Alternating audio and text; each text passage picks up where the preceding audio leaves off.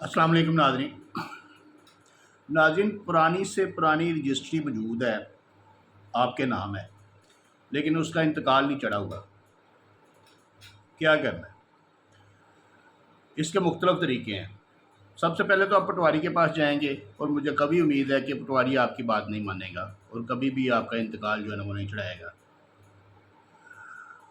उसके बाद जो है ना ये आपने एक इसकी टेस्टेड कॉपी निकलवानी है, साथ लगा के तो तहसीलदार को एप्लीकेशन देनी है।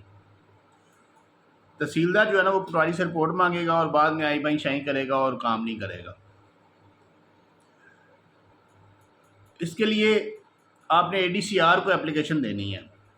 एडीसीआर को एप्लीकेशन देनी है, नीचे वाली एप्लीकेशन की टेस्टेड कॉपी सारी लगा के उसके साथ फिर रजिस्ट्री की टेस्टेड कॉपी लगा के एडीसीआर को एप्लीकेशन देनी है कि इसका इंतकाल नहीं चढ़ रहा, इसका इंतकाल चढ़ा के दिया जाए।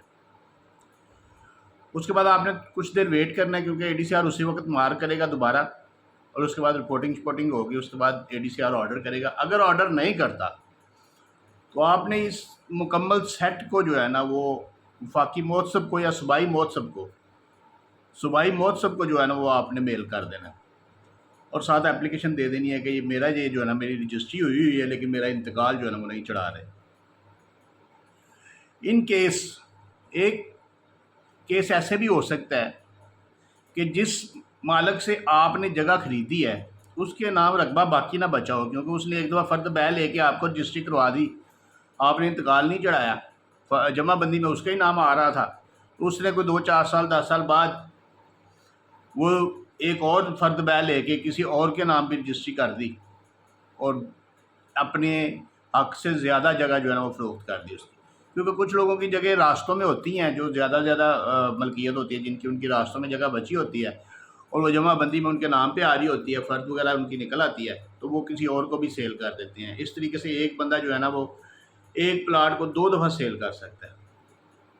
तो अब उसने अगर वो दोबारा सेल कर दी हुई और उसकी जगह कोई नहीं बची तो फिर उसकी जो है ना वो बाकायदा प्रॉपर या तो फिर महोत्सव जो है और या तो एडीसीआर ऑर्डर कर देगा उसकी फ़र्द बदल बनाने के लिए या फिर महोत्सव उसका ऑर्डर करेगा, और अगर दोनों ही नहीं करते तो फिर आपको सिविल कोर्ट जाना पड़ेगा, डिक्लेरेशन का सूट लेना पड़ेगा, डिक्लेरेटरी डिग्री लेनी पड़ेगी महकमा माल के ख़िलाफ़।